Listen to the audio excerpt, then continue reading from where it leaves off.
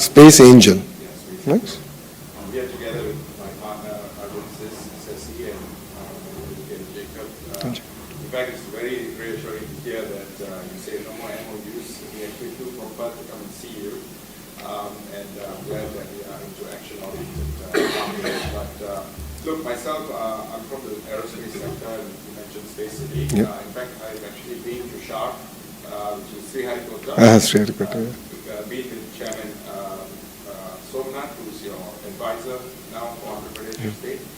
My question is, you said that you're doing things in aerospace, in Space City and so on, and in fact we've got an MOU with Skyroot as well. Nice. We'd like to understand what are the execution aspects that you're looking at in terms of Space City, which are the focus areas, given you, in your state you have the spaceport of India in your state. What is your focus? Is it upstream, downstream? What are the areas that you guys are thinking of focusing on? See, it's the way our approach is end to end.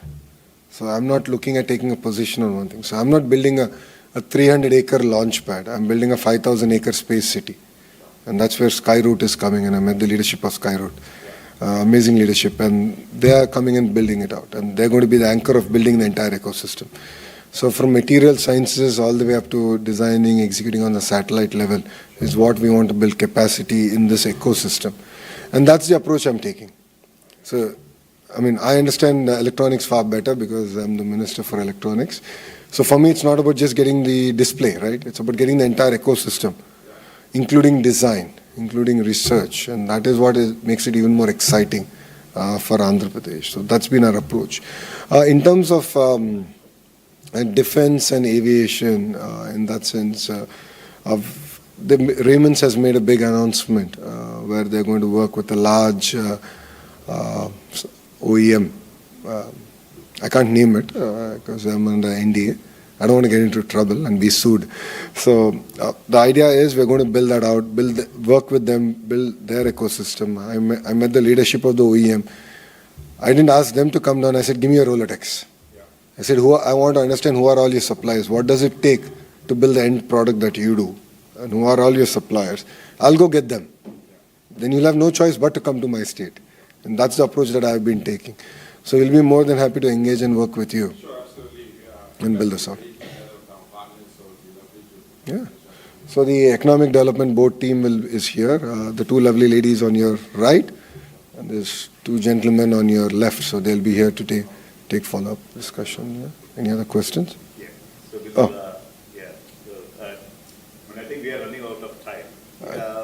You're local. You can get me whenever you want. So you have to take one more question before we... Yeah, anything on that end? I mean, that's a quiet corner, so... Yeah, please. Thinking corner. Why not? My name is Varahi. I'm a founder of Rising Boost, a sports startup. Speak about sport in Andhra Pradesh. What specific elements you are looking at, or what's the focus we can do to come to Andhra Pradesh? Focus as in, can you please define it? I mean, you're saying which sport are we going to focus on, or what is the ecosystem? Is it a mentoring, is it infrastructure, or is it development in the sports coming to Andhra Pradesh? So any particular space you're looking at? So I met Griffith University, spent considerable amount of time with the leadership there, got a tour. Then I met Populous Architects, who are known for building world-class sporting infrastructure and understood the projects around the world. And now I'm going to Melbourne Cricket Stadium and meeting the Australian Cricket Authority to understand the grassroots movement. So I think if this meetings, I think will give you an idea that you're looking at it again end to end. So unlike my competitors as in my other states, I believe in the power of ecosystem. So now let me look at sports. Let me just sort of break it down. Yes, we are looking at building sports cities of sorts, where you have stadiums, you have grounds, you have convention, you have hotels. And for me, it was like, how do we do it? What's the land size? What kind of investments? What are the different models?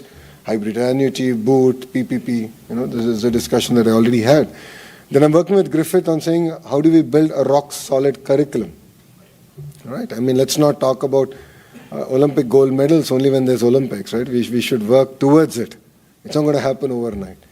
So why as a nation we're not doing it? So there's not been a systemic, rigorous approach towards it. So how do we build that? And what's the magic sauce that Griffith has? And the understanding that we have is, now let's start now. Well, because there is sports infrastructure already available. Let's start working while we build, of course, world-class sports infrastructure as we go. So education, the entire ecosystem, infrastructure, and then we are also doing a grassroots movement. So we are doing sports at a very village level to identify talent very early on, who can be nurtured, who can be built on, and then work with them through their education, because it's not exactly that, it's not easy to pursue both a sporting career and an academic excellence. It's a tough balance. So you need to have a curriculum that's very understanding of it. So, if it means that, I can't attend for any exams in the next 3 months because I have certain competitive program coming up, and, we should be accommodating of it. So as a policymaker, I need to have that kind of an environment. And that's exactly what we are also working on. So it's pretty much end to end. So that's why I keep saying cluster. So I keep getting pushed back saying, no, tell me what's that one thing. That's the wrong approach, in my humble opinion. The power is actually in the cluster. So, after we signed Google's investment of $15 billion, so on the way back, I flew with the Honorable Chief Minister, our Premier, back. 2 hours, his entire direction was, how do you build an ecosystem? His point was very clear, this is just the beginning. This is the seed. But his direction to me was, how do you create a 25x multiplier impact? So for him, look at what he's done to Hyderabad, right? ISB was the seed. Microsoft setting up the first development center outside Seattle was the seed. But we didn't stop there. Look what Hyderabad is today. We are taking that kind of approach, but across 15 sectors. Genome Valley in Hyderabad is another great example of what Mr. Naidu's contribution to the state and the nation is. I mean, we are one of the very few countries to have a domestic vaccine for COVID. I think 4 countries or 5 countries in the world. We are one of them. And that is an Hyderabad company. The vaccine was discovered, manufactured in Genome Valley. Right? I mean, but the foundations were laid in the late 90s. And Mr. Yella came to meet Mr. Naidu about his trying to set up Bharat Biotech, but then they got about with this idea of doing a Genome Valley. And Krishna Yella actually played a very, very important role in the vision of doing Genome Valley. That's the power of a cluster. So it was not about one Bharat Biotech, but it was about building the entire ecosystem, the cluster.